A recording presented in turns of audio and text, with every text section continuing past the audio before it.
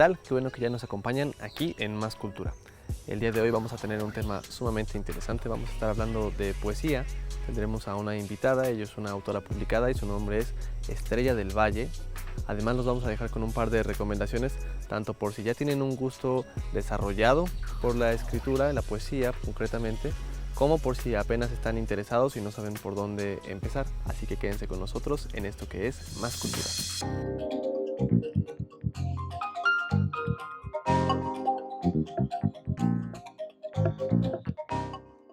Querida hermana, las fiestas en la calle Contour son las mejores.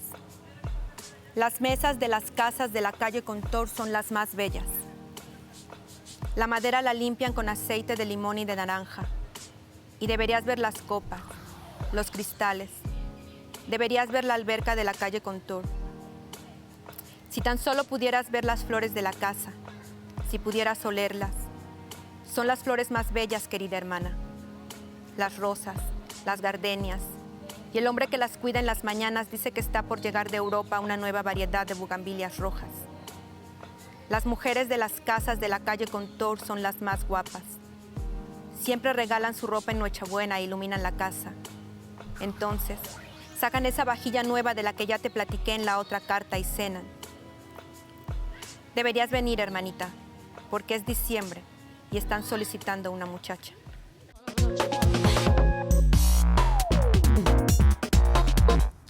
Podemos encontrar poemas de distintos creadores que buscan cubrir varios registros. Por ejemplo, hay experimentos que de repente caen en lo puramente lingüístico, pero todo esto, por supuesto, con un fin que es artístico, no solamente científico. Podemos pensar en uno de los poemas más famosos que hay en lengua española, que es Altazor, del chileno Vicente Huidobro, y en el canto 7 encontraríamos varias cosas que tienen pues mucho que ver con la poesía, pero con la sonoridad, no solamente con el significado.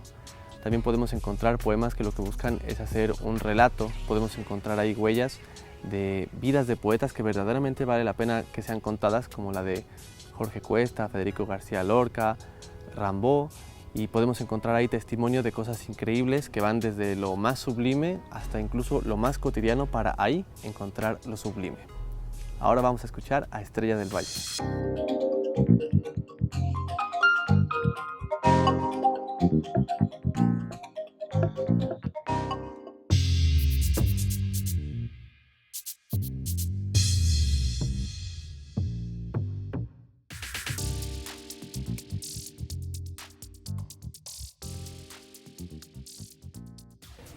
Yo pienso que en México la única manera, no es la única, pero una de las maneras en que tú puedes publicar libros de poesía es a través de los premios, porque junto con el premio va la publicación del libro y publicar un libro y la difusión sobre todo, ¿no?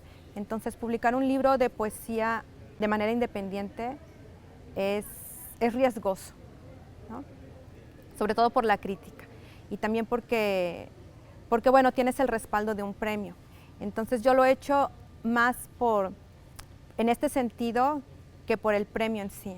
Yo he tenido pues muchos premios. Tuve en el 98 el premio Memoración a García Lorca del Festival Cervantino y la SOGEM, en donde estudié. Después vino el premio de Efraín Huerta de Guanajuato por un libro que se llama Fábula para los Cuervos. Después, ese mismo año gané el Ramón López Velarde de Zacatecas por La Cortesana de Danán. Después el otro libro que tengo es el del el Premio Benemérito de América de la Universidad de Oaxaca por El Desierto Dolores y una mención honorífica en el Premio de Poesía de Medellín, es un festival en Bogotá, por el vuelo México-Los Ángeles. Me falta uno. Es un premio en los Casa de Poesía de la ciudad de Los Ángeles que otorga la poeta colombiana Antonieta Villamil. Me lo dieron en el 2009 por la publicación de La Cortesana de Danán.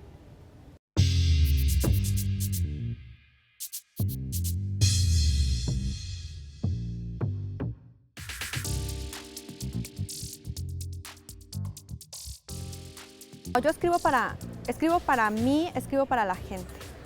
O sea, lo que yo siempre he querido con mi obra es que que la gente cuando lea sienta que algo está cambiando o que algo cambió en ellos o que inicien algo, ¿no? O sea, yo recuerdo en la presentación de La Selva Afuera en México había una pareja que me escribió después de la presentación y me dijeron muchas gracias porque después de la lectura que hice de mi obra, ellos se fueron besando por todas las jardineras de Álvaro Obregón y que ella le dijo a su esposa que estaba muy agradecida que la hubiera obligado a ir a mi presentación y a escucharme porque de alguna manera se habían vuelto a enamorar, ¿no?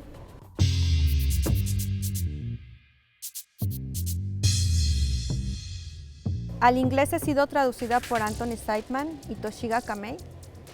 Tengo una publicación de Vida Oleander, es una revista revista libro de Nueva York, tiene una sección con una entrevista, hay una entrevista y una selección de poemas míos en inglés. Y pues sí ha sido gratificante porque la gente, los poetas americanos me han recibido muy bien.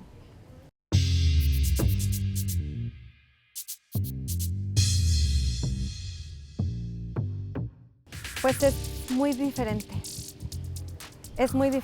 el lenguaje sobre todo. Incluso a mí cuando yo hablo con personas cercanas, que ellas hablan español, yo prefiero hablar español con ellas porque el lenguaje en inglés es muy frío.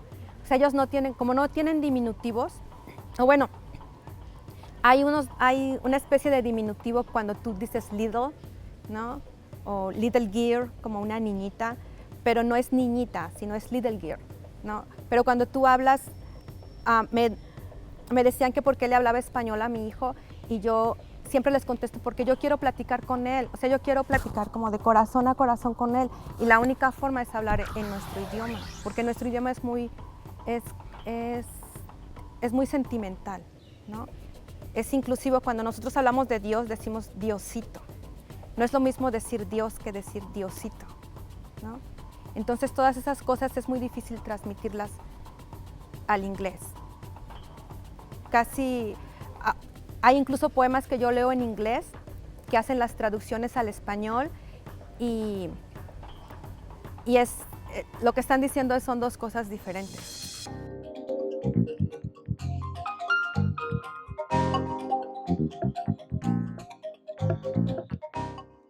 Muchos de nosotros tenemos una imagen de la poesía y de los poetas que corresponde muy poco con la realidad y esto es fruto principalmente de nuestra falta de voluntad para darle una oportunidad a cualquier poeta, ya sea mexicano o extranjero, de cualquier periodo de la historia.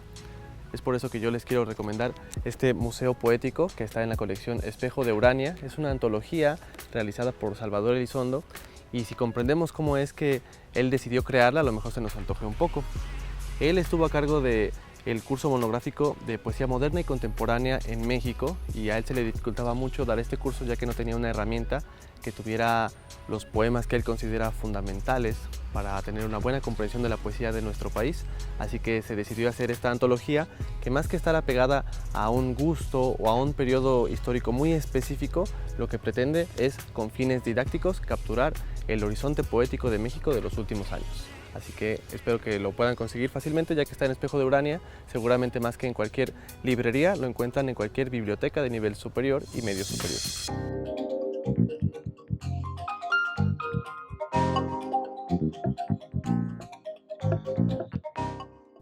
El nombre de la rosa, una de las novelas más aclamadas y vendidas de la segunda mitad del siglo XX, es producto de su ingenio, de su profusa creatividad y su agudo sentido intelectual en el que la filosofía basada en Santo Tomás de Aquino dio pie a una prolífera vida.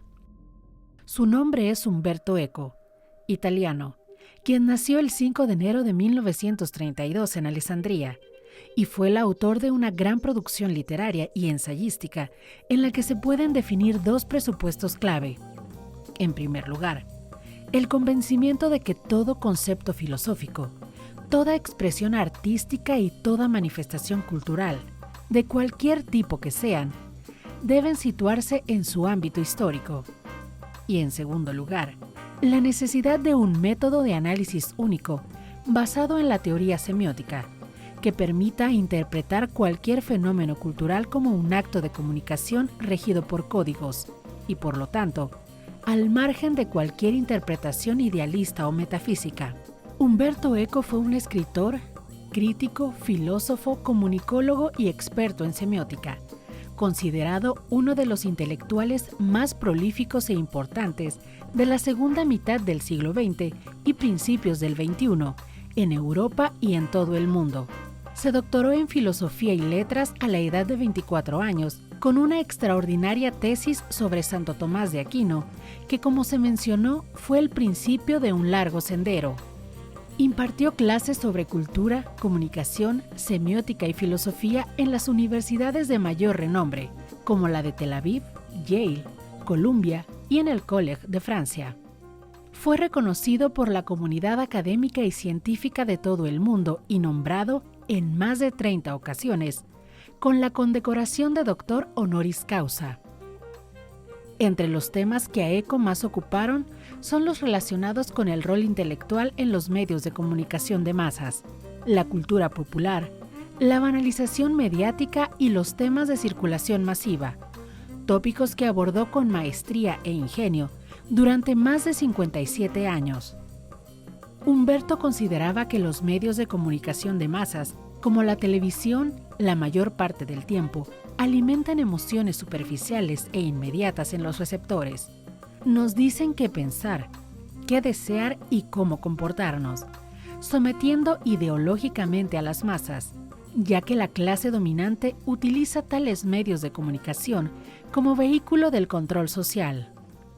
Después del éxito del Nombre de la Rosa, Umberto Eco nos dejó un legado literario y ensayístico con obras como El péndulo de Foucault, publicada en Italia en octubre de 1988. Fue uno de los libros más vendidos ese año. En enero de 1992, Eco presentó su libro Semiótica, Teoría e Historia y su segundo Diario Mínimo, continuación del libro de apuntes publicado en 1963 con el mismo nombre. Fue autor también de Los límites de la interpretación, 1992, La isla del día antes, 1994, Seis paseos por el bosque, 1996, y Kant y el ornitorrinco, 1997.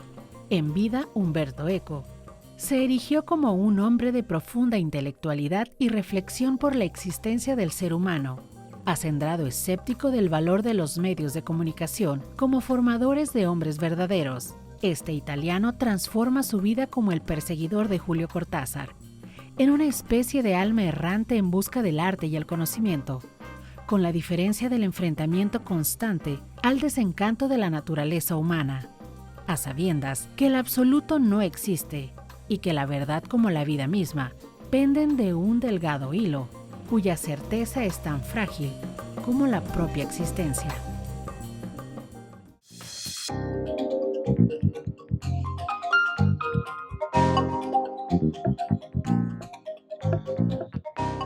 Hace un momento hablábamos de la antología de Salvador Elizondo y cómo rescata varias cosas que él considera súper importantes, no solo de nuestro país, sino en general en la lengua española. Y es importante que para quienes radican por lo menos en el estado de Veracruz comprendan que tienen mucha fortuna, ya que aquí hay muchos traductores que nos han traído grandes joyas de países muy remotos, de culturas con las que nosotros realmente tenemos poca relación, y una de ellas es la cultura polaca. Traducciones de gente como Sergio Pitol y Mario Muñoz han engalanado las galerías, las librerías que hay en Jalapa sobre todo, y gracias a ello podemos encontrar libros de varias personas, varios autores como Milos o Kapuscinski, pero concretamente en la poesía, aunque esto no fue traducido por ningún veracruzano, está este volumen que es sumamente interesante y es un perfecto ejemplo de cómo podemos encontrar en distintas lenguas ejercicios increíbles de intimidad que nos dan una buena idea de hasta dónde se puede llegar con la poesía, qué es lo que podemos explorar a través de la poesía. Bueno, yo les recomiendo este volumen que está editado en el Fondo de Cultura Económica. Es la poesía no completa de Wisława Szymborska. Es una autora increíble, se las recomiendo ampliamente.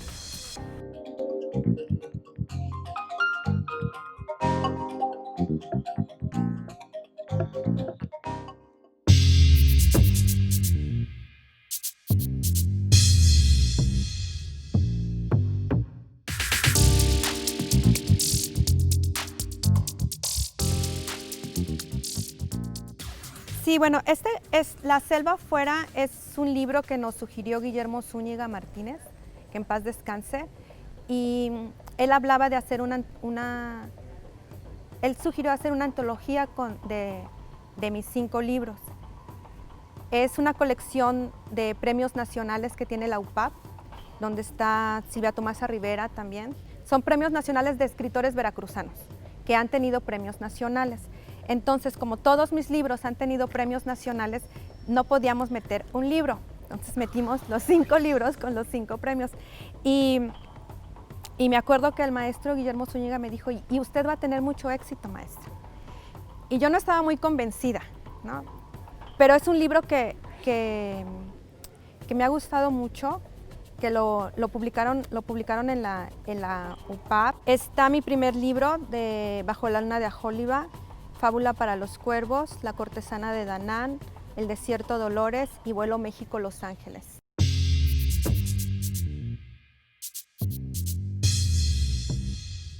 Que no estoy hablando, que estoy hablando de una situación social, y es un poemario sarcástico, es un poemario que habla de ideales y que también habla de lucha y que también habla de esperanza, que no tiene nada que ver con el amor romántico, ¿no? Pero sí es una especie de amor, ¿no? de amor a la revolución.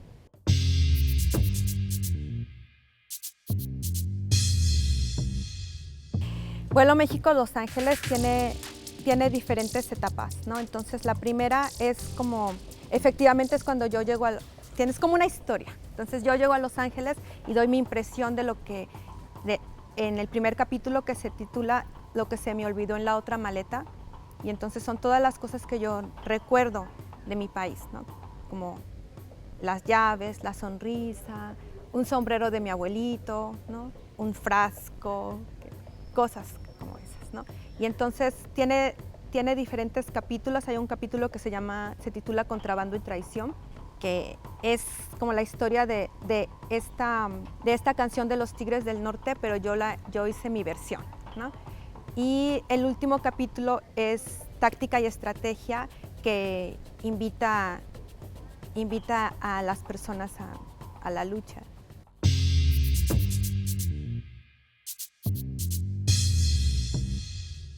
Yo veo 2 situaciones con la poesía. Los que quieren escribir como, digamos, por la libre y que escriben mal, y los que escriben con una beca. Yo no pienso que sea sano que el gobierno esté subsidiando poetas con becas, porque es una forma de amarrar a la poesía. Es como una situación sui generis.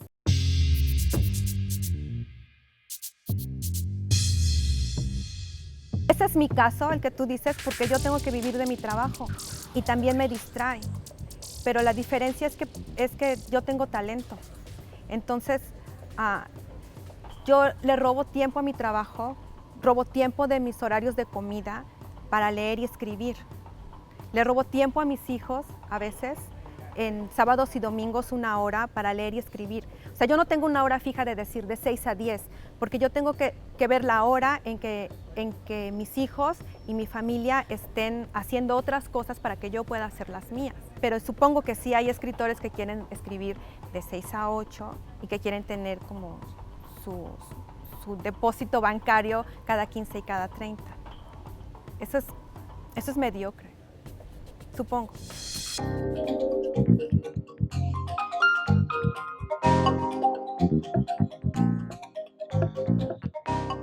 Hace algunos años, el escritor Javier Velasco era uno de los escritores mexicanos más presentes en las librerías de todo el continente y España. Quizás su trabajo literario más reconocido hasta el momento sea Diablo Guardián de 2003. Gracias a esta y otras publicaciones, como Este que ves o La edad de la punzada, es reconocido como novelista. Pero también tiene en su haber El materialismo histérico, un volumen interesantísimo de cuentos cuyas narraciones giran en torno al dinero, así como a las dinámicas de la vida moderna, que se llevan a cabo a través del teléfono o cadenas que se asoman a través de correos electrónicos. Ya desde el nombre de esta colección podemos imaginarnos el sentido paródico que se encuentra en sus páginas.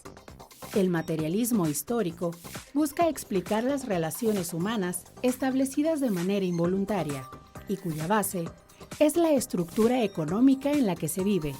Así, en el materialismo histérico, Velasco da cuenta de algunas relaciones humanas que tienen como centro el dinero. Para el autor, en este libro de cuentos, los personajes son secundarios, meras herramientas para narrar cómo la ambición es motivo más que suficiente como para perpetrar cualquier acción, por ilegal o inmoral que pueda parecer, que lleve al goce de la posesión de un objeto o alguna cantidad de dinero. Por ejemplo, en La Venus de los cheques, cuento con el que abre el libro, el protagonista comienza una relación sentimental con una mujer. Esta relación está completamente basada en el dinero, al grado de que el interesado debe girar cheques o pagarés a su invitada para que ésta acepte continuar con la relación. La historia que nos narra Javier Velasco no está basada en el sexo, cuyo goce es secundario comparado al disfrute que proporciona el hecho de dar dinero y recibir a cambio de ello algún servicio sentimental. En el cuento titulado Por unos pagarés más, se da cuenta de la historia de un individuo desempleado que encuentra en el crédito bancario una posibilidad real para llevar un estilo de vida que jamás hubiera alcanzado con un trabajo común y corriente. Así, su ambición lo lleva a transformarse en un experto defraudador, que eventualmente será reclutado por el banco para llevar a cabo los cobros de su cartera vencida, oportunidad que el protagonista no verá como una posibilidad para la redención, sino todo lo contrario. El materialismo histérico de Javier Velasco es un volumen lleno de historias que mantienen un tono cómico gracias al estilo ácido e irónico de la narración, donde lo que se nos presenta es una galería de personajes que, en palabras del autor, bien podrían ser clasificados como subnormales.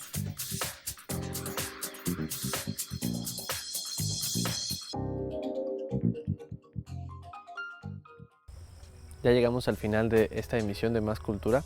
Espero que, a pesar de que hayamos hablado de un tema que para muchos es poco amigable, ustedes lo hayan disfrutado, y de verdad que los dejo con estas recomendaciones, tanto de la polaca Wisława Szymborska, que no por nada se llevó el premio Nobel. Su poesía no completa es una buena recomendación para cualquier momento, y sobre todo por si son primerizos y siempre han querido leer algo de poesía pero no saben qué, recuerden que pueden empezar por el Museo Poético de Salvador Elizondo, que está disponible en casi cualquier biblioteca y en muchas librerías. Esto fue Más Cultura, nosotros nos vemos la próxima.